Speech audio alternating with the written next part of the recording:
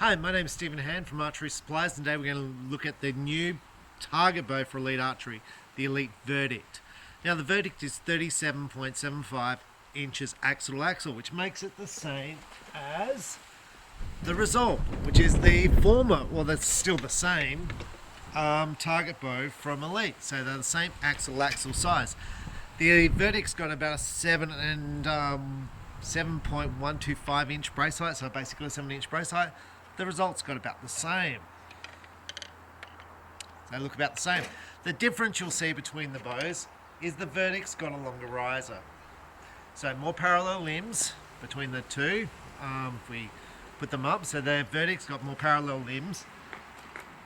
So that means you should feel less shock with the Verdict. Now the other thing that's different about the Verdict to the Result is the roller slides. Now you'll see this on the other Elite bows.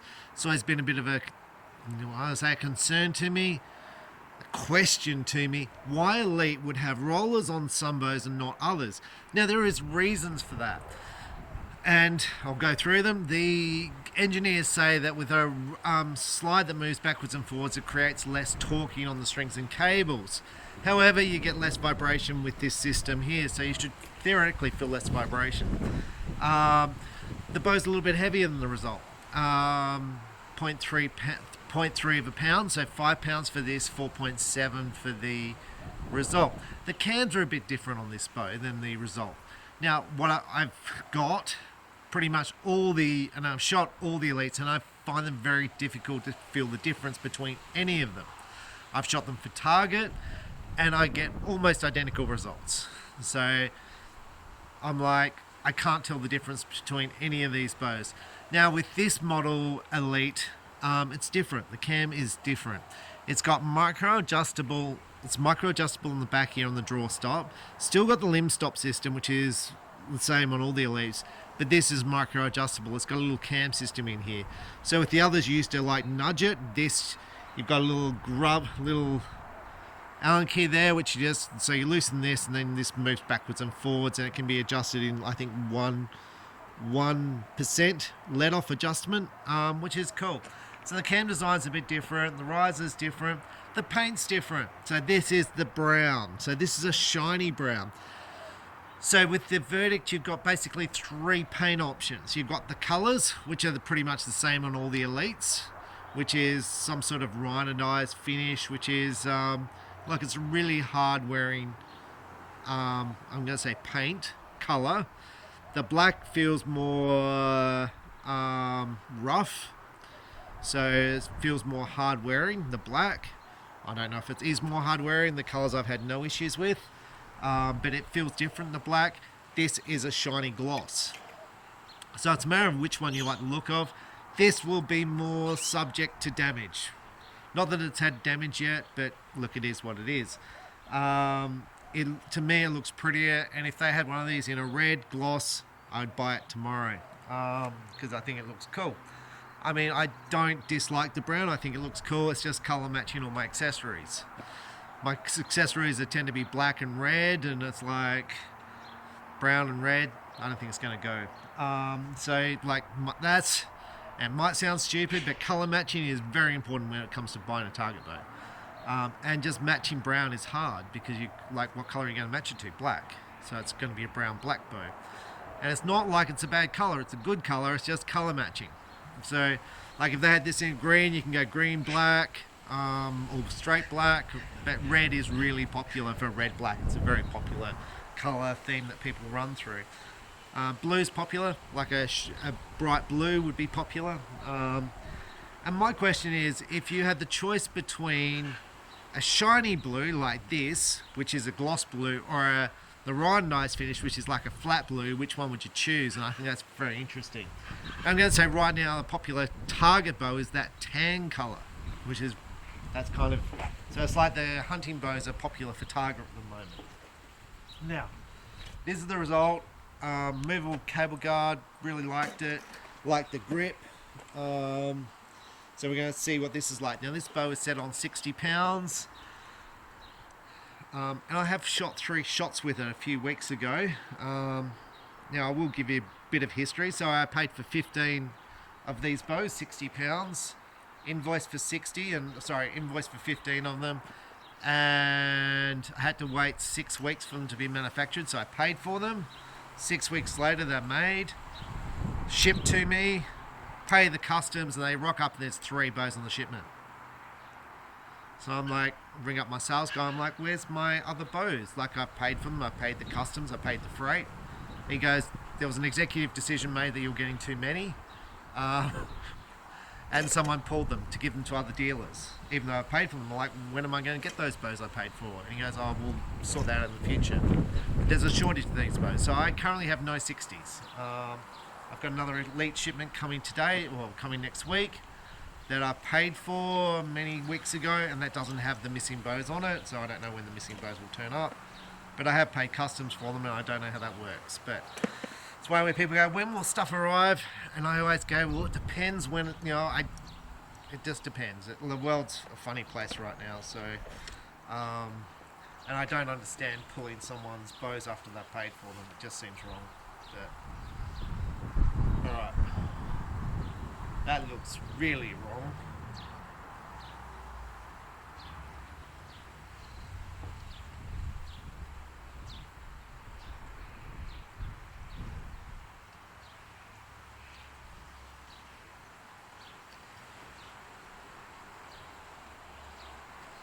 Right, that looks better. Now, how did that happen? I don't know. I don't know.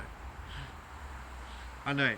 So the chances are that this bow had a blade rest fitted to it, and the customer returned the bow. So he's got 3 elites, and he likes the feel of the result better than the verdict. And that's probably not what elite's going to like to hear, but he says the result and the envision is just so much smoother to draw than this. So he's like, look, I prefer those.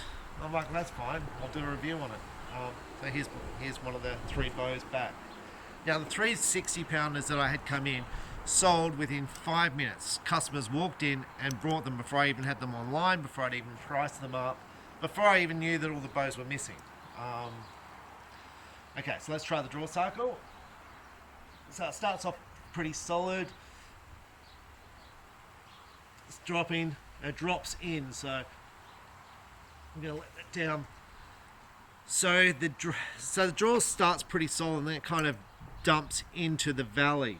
Now I don't think the other elites do that, and you think I would know because I shoot elite. I was just looking at my sight. My sight doesn't look square, but it might just be me. But let's just look at the result. So this is a 60-pound result. Now, the result to the Envision's got a big cam, and I find the Envision and the Remedy a little bit smoother than the result to draw because it's got a bigger cam. Now, this is the black. It's got a bit of a rough finish on the paintwork. So it starts off, feels pretty much the same there, and there's the valley. I don't feel the valley, right? Now that's the way I've got this bow set up. I've got it on low let off, and it doesn't dump into a valley. It's smooth all the way through. Now with the elite bows, you can change the valley, you can change the let off, you can change the draw stop, and the limb stop. So you can change the whole way this bow draws and feels. So with the verdict, with this bow, it's currently set on near maximum let off. He's moved it a little bit, but if you didn't want to feel that lump, and I don't think I want to feel that lump, you just move the draw. So I'm getting really bad allergies. So if you don't want to feel the let off, you just move the valley forward a little bit, and then you move the draw stop back. If that makes sense. You move the draw stop so you reduce the valley, so you reduce the size of the valley on this bow. So with Elite, you've got complete functionality. So this one, the way this bow is currently set up, it's got a big valley. I would reduce the size of that valley to wherever I feel comfortable and reduce the let off to where it feels comfortable. And then you've got the option of draw stops or whether you want that solid wool. by fitting it here, and you can change it to exactly how you want the bow to feel. Now this customer didn't do that. It's also, I should say, it's also got the limb pivoting thing that's pretty standard on all the Elites for tuning. So anyway, let's try it. Let's see how much vibration it's got. So the arrow I'm shooting, I'm going to shoot the shot. The skull tip velocity, it weighs 327 grains, 400 spine, 90 grain tip, about 29 inches long. That's what I test all the bows with. 330, you should be getting towards 300 feet per second.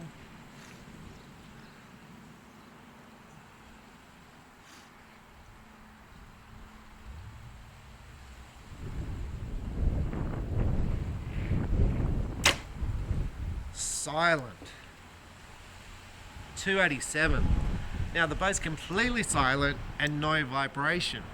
Now the point I'm going to make with this bow is that people who lined up to buy this bow are Matthews shooters, because it's very much like a Matthews, the TRX, but it's got the adjustability in let off, in valley. You've got all the adjustability. So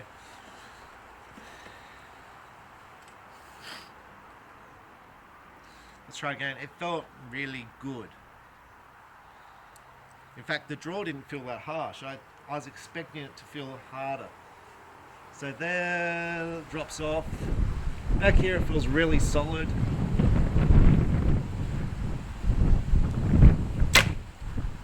And there, like, it's dead. It's completely dead. I'm gonna say it feels like an Envision with a target bow setup. 287. Now I will say the customer who returned this bow did shoot perfect indoor scores with it. He did shoot the same scores with this bow that he shot with his Result and the Envision. He shot several 300 scores, perfect indoors with it. He was just like, when I let down it doesn't feel as comfortable as the Result. But I really think it was the colour. He wanted a tan, and the tan that I had ordered for him, that he ordered, didn't come in. It was pulled from my shipment, and he was crushed. He didn't want brown, and he's very picky on colours, very picky. And he would have taken blue, which also got pulled from my order. So the three colours that came into my shop were a brown, an orange, I'm going to say green. And before he got in, and he already paid for the bow, before he got in, the green and the orange were taken, and this was what was left. And he didn't really like the brown, he didn't really like the gloss. So I think it was probably that, more so than anything.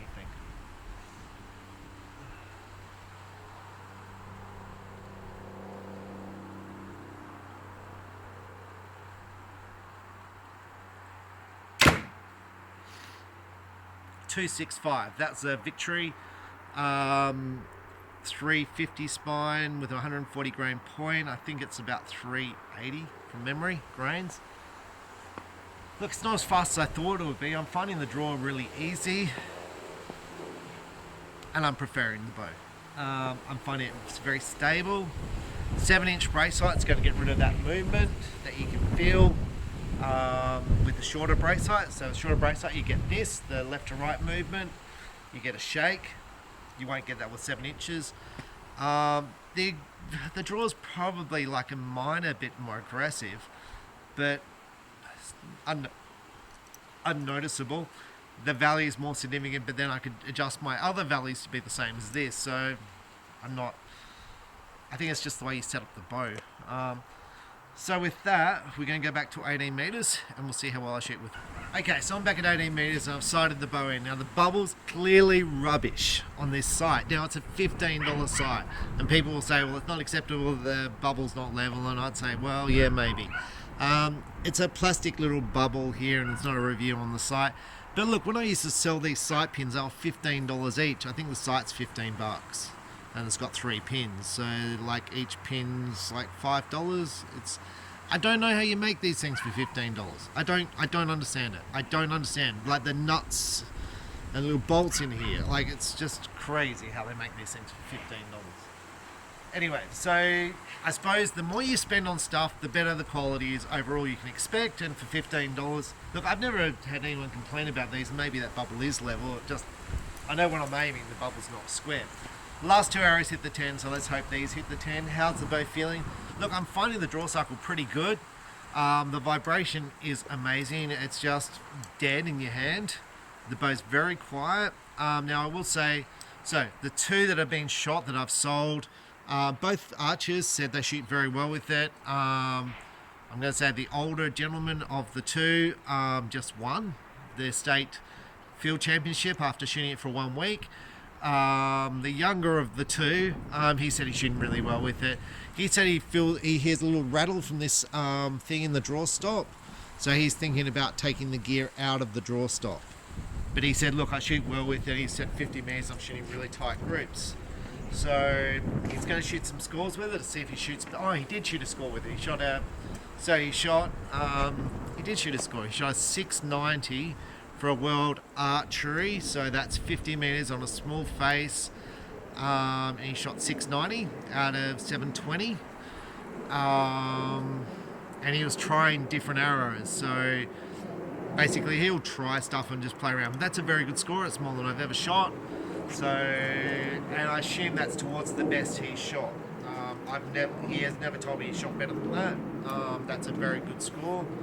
And he tends to work a lot. So, all right, let's try this out. Let's hope they go in the middle, because otherwise Elite will hate me.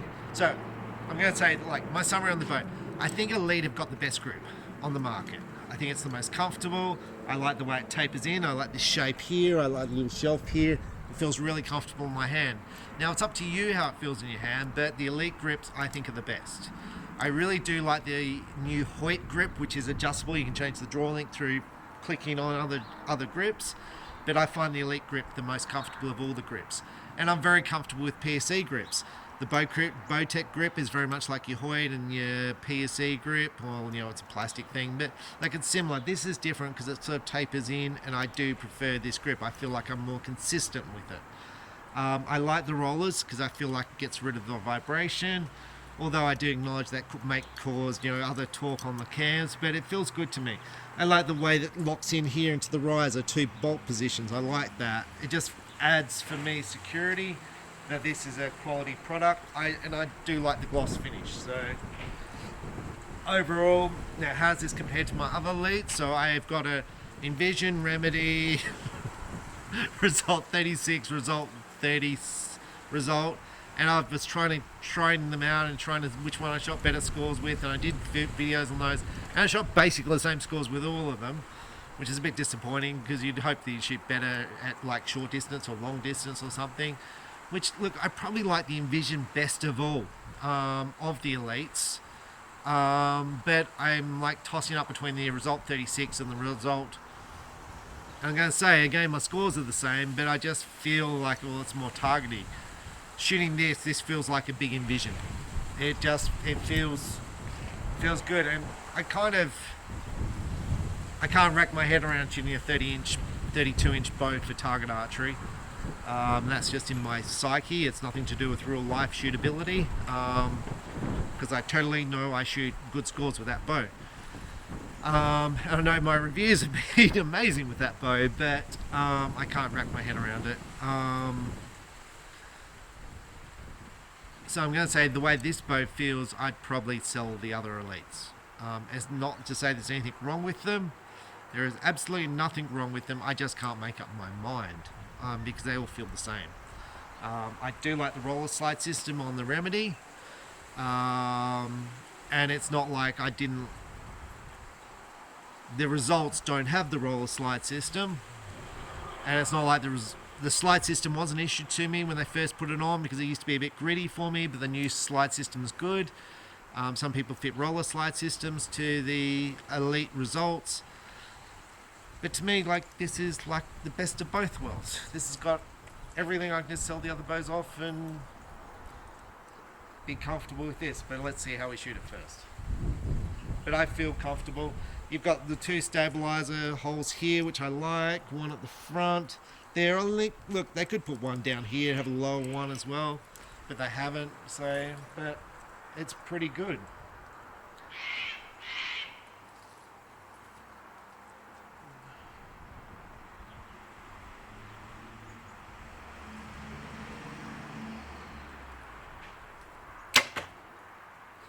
Now, when I drew that back, you could see me drop into the valley, it like lumped in. I prefer not to have that lump in because it moves my sight pin too much. But once I'm locked in, the wall's very solid. I saw there's a bit of wind today. I'm not feeling 100% still. My lung capacity is way down. So that's the extent of my lung capacity. It'd be at, I guess, 20%. But making all the excuses in the world. My recurve shooting is not too bad at the moment. So you can make all the excuses. I just feel as I get better, then my scores will pick up a bit more. But when I'm back here aiming, the bow feels rock solid. I can't see the sight pin moving. It feels great.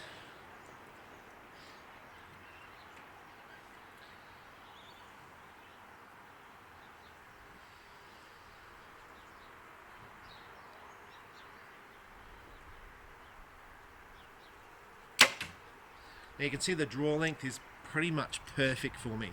So the person who had this bow is literally, we swap bows. He buys a lot of my old bows that I don't want anymore, and sometimes I shoot his bows when he doesn't want them. We're literally the same draw length. The draw length feels perfect for me. I think I just want to move that module around like 1/8 of an inch, and you can adjust. So it's one of the advantages of the Elite. You can adjust the draw length like 1/8 of an inch. With PSE it's 1/2 an inch, and I think some of the others are about 1/2 an inch as well. And with 2 of my PSEs, I have the same bow, and I have one on one draw length and one on the other, so I'm obviously in the middle, and I can't decide. But that time, I went through the draw cycle was much smoother because I kind of knew when the valley was. So it's a thing, like, don't play with stuff until you shoot the bow for a while, because it takes a while to get used to a bow.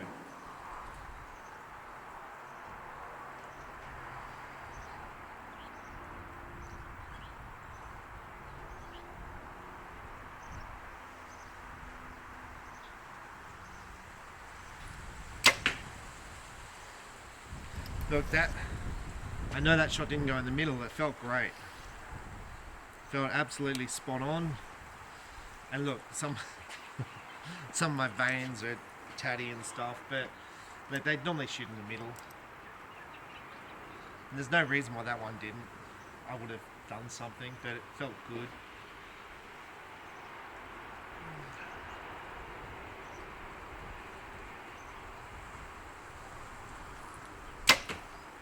That felt good. Look, the bow feels good. It's just bang, the follow through, the noise. It's very good.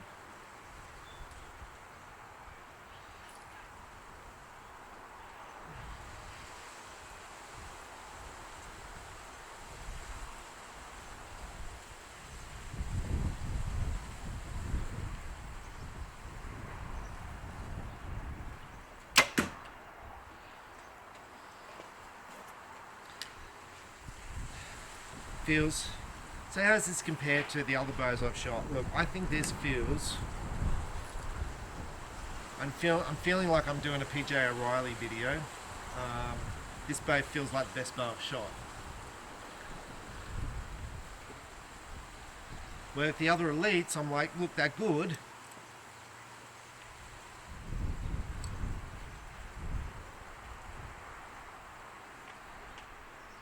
But this feels like it feels like they've taken the best parts of the other bows and put them all into this.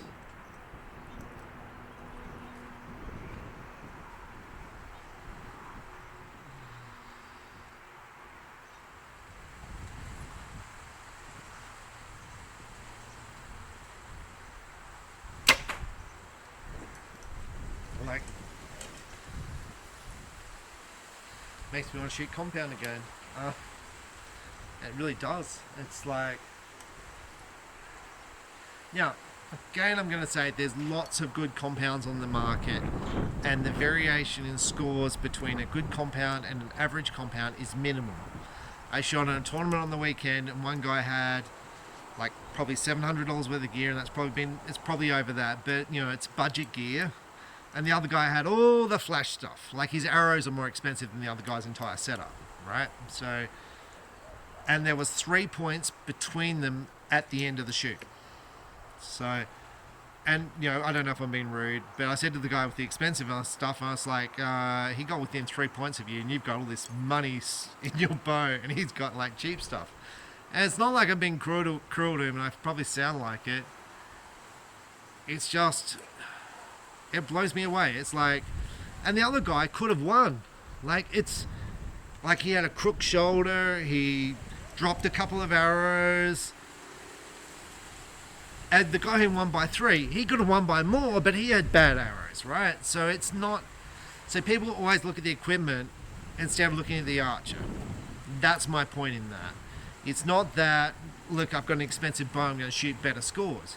You've got to shoot, if the competition's 90 arrows, you've got to shoot 90 good arrows. And let's say you shoot 85 good arrows. If the other guy shoots 87 good arrows, he wins.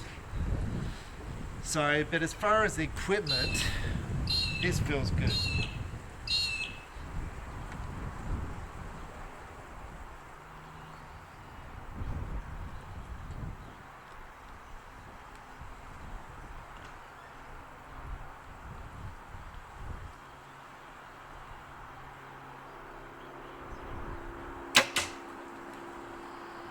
That's Robin Hood. It feels so stable. Like when I'm aiming, I normally feel a little bit like I wobble around the 10s. And the other day when I shot a video on I did some Pandarus arrows. I was here at this distance shooting these $5 arrows, and my sight pin was moving around the 10. Right, I was going out to the 9s and moving around the place. And I shot an amazing score. I was like a score better than I shoot at the Nationals with like these $5 arrows, and people were like, oh, it doesn't matter at 80 meters, and like whatever. It was an awesome score. My point is my sight pin's not moving this much today, and there's more wind than there was on that day. And yes, the other one had a scope, so I could see more movement than I can see today. But this just feels really stable. Like I'm just aiming, I'm like, I can just sit here and aim because it's so stable. Normally the more I aim, the more my sight picture moves around the place, if that makes sense. So the more fatigued, the more out of breath I get. So therefore I start to get the shake. So that's why it's really important to get your shot off in in a certain amount of time, because the longer you aim, especially with a recurve, the more shakes you'll develop and the more fatigue you'll get, the more fatigue that sets into your muscles. And then your next shot, because you're fatigued from the first shot, is even worse. So, you know, timing's very important, but this feels really good.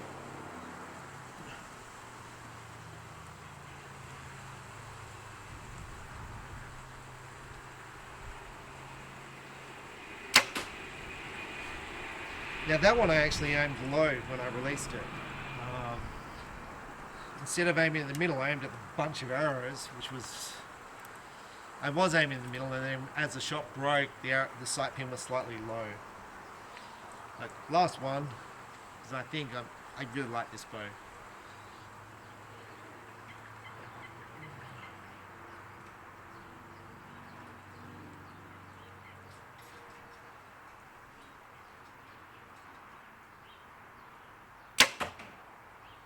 Yeah. Okay, let's go down to 18 meters and let's have a look. Okay, so I'm here at 18 meters. You can see the one I shot in the 8. I'm not sure what happened with that one. Like, I must have done something wrong, but this is me, right? I know it's me. I don't know what I did wrong. I kind of forget about it after the shot, but this is me. And look at this grip. Like, it's not like I can get my fingers around it. Like, it's that big. I'm going... Customers come in my shop and they ask about peep sights and they ask about RRS. Which RRS should I have? I got a Whisker Biscuit on the bow, like a $15 one. I've got a $15 sight. I have no peep sight. You could see I moved the D-loop before doing this video up and down during the video, going, well, that's not right. Let's just move that. And there you go. Now I do this for a reason, because everyone's like, look, it's so important. I've got the drop away RRS, or I've got this, or I've got, you know, the $100 or $500 sight, or I've got this peep sight, and the peep sight hole is exactly right. Yeah, look. I'll tell you what's really important, you're shooting. Getting yourself in the exact position every time, really hard to do. really hard to do.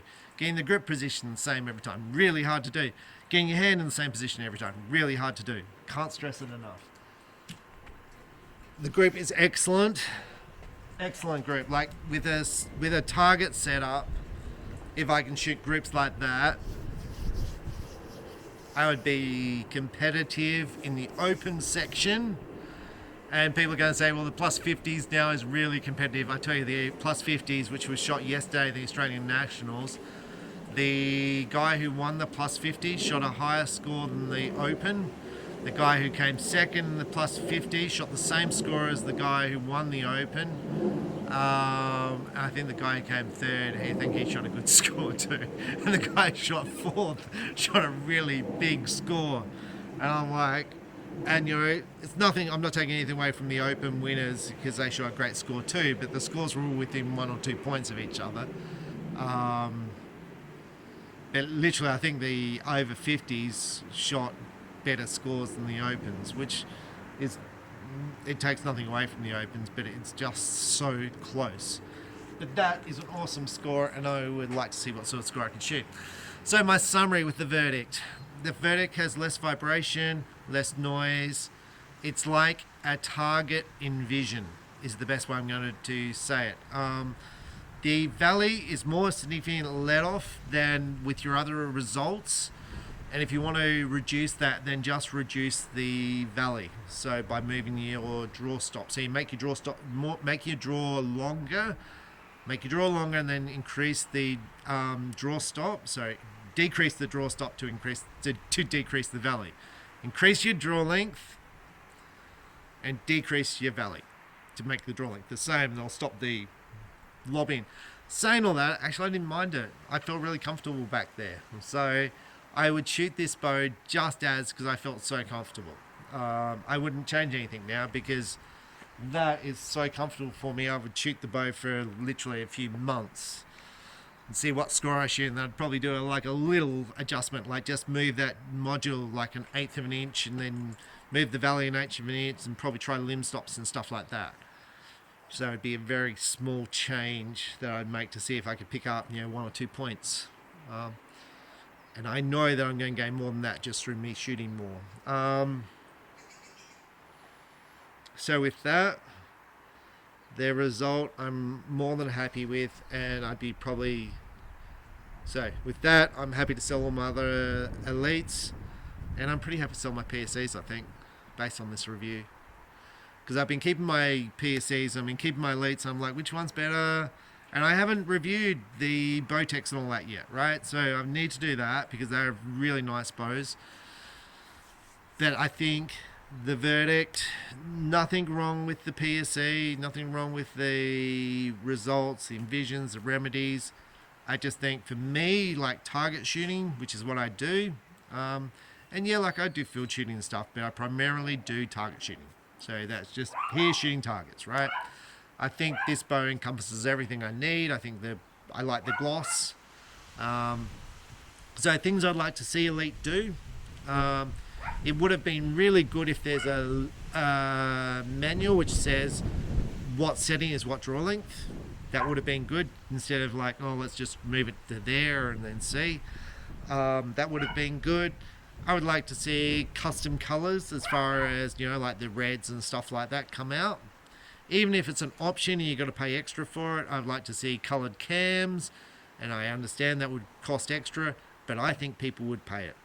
When PSE offered custom finishes, a lot of people chose it because it made their bow unique. And they still shoot those bows, and you see them being shot today, and you're like, oh, there's a bow that, with blue cams, and it's just like, it's cool because it's different. And I understand it's a problem for manufacturing to have unique items. It's a problem with the whole process. It's much easier to make 200 black cams, 200 black limbs, and produce 200 bows. I'm just talking about consumers. Consumers like to be individual, and I understand that would cost more money, but I think people would pay for a result with like red riser and red cams, white limbs. People would pay for that. My idea. But overall, I like the grip. I think it's the best in the industry. I think I'm happy with the draw cycle. The roller slide I really like. I like the adjustability. I think it's got the most adjustability. Price point, now this bow is more expensive than the Result. More expensive than the Result in the Envision. And I would say I shoot perfectly fine with the Result in the Envision. Perfectly fine, no issues. However, if you're going to attend a nationals or you're going to spend all day shooting, and I spend all day shooting, and you're going to attend tournaments which cost money and they take all day, I'm like, depends on what level you're at with archery and how much money is valued to you. Because look, if money was tight to me, I could not justify a verdict over a Result. But then again, you know, how about a Result versus a $1,000 bow or an $800 bow? It's very hard to justify that if money is tight for you. But if money's no object, and it's like, hey, I shoot all the time, I'm looking for the best bow made, then I'm like, this feels pretty good.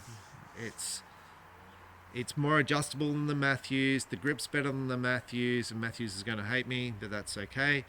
It's got let-off adjustability Matthews doesn't have. You've got the ability to tune the bow, which you can do with the Matthews, but you've got to take all the cams off.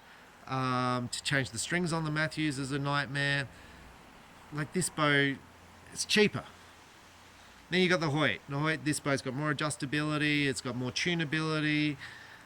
I think the grip's better. I think the draw cycle's smoother. I think it's got less vibration than the Hoyt.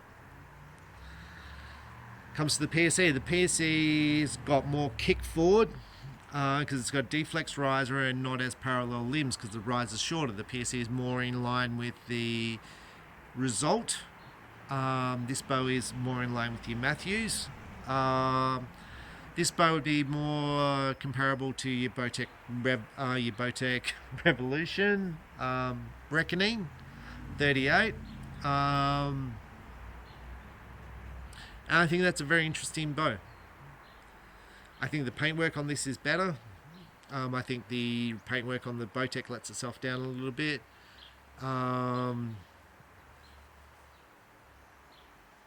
So overall, I think this is I think they've done a good thing. It's a bit of a stab when you order bows and pay for them and you don't get them. I don't know if any other dealers have got that or whether I'm just a special case. And it's a bit of a shit when you see them being reviewed by other shops and you see other dealers with them when you paid for them first and you get them 3 or 4 weeks later than everyone else. And it's because my orders are bigger and they only ordered one bow, but still, it's still an issue for me because everyone else has got it before me. So that's my negative points, it's my positive points. But overall, the elite bows tend to be bulletproof. I don't think I've ever replaced a limb, and I'm sure I have replaced a limb on an elite. I just can't recall it. The cams are pretty bulletproof. I did a video once where someone did something to a cam on elite, which I don't know what he did. But I think he was a bit of a con man, so because we fixed the bow for him and then he did a credit card fraud on his credit card for that bow, so I never paid for the bow, so he was a bit of a con man.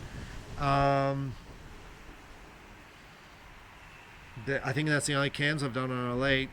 Like, and I've sold a lot of elites, so no risers. One of my old employees has got something on a pocket that he said the limbs are sloppy on. I don't know what that is. I haven't seen it. He's in Victoria. But the lead is sending me the parts for that. They should be here next week. I think it's just new little things to fit in there. But overall, it's pretty bulletproof. And I think part of the reason for that is the limbs aren't under as much tension as other bows. Will this bow explode if you dry fire it? Look, probably the same as every other bow. It will probably explode and you'll probably have to buy new cams. But I don't think it's under as much pressure as some of the other bows which shoot higher speeds, and that's why I'm not getting the warranties with the elites that I do with other bow brands. So anyway, I'm Stephen Hand from Archery Supplies. That's the elite verdict. I think it's very good, and I I think it's the best target bow I've shot to date. So that's my review, and I'll be sending one up for target, probably that one, and seeing what sort of scores we shoot. So, and I did have a person in America wanting that particular bow, but I think I'll set it up for myself and shoot and do some reviews of me shooting at 50 meters and long distance, and so see how we shoot with it.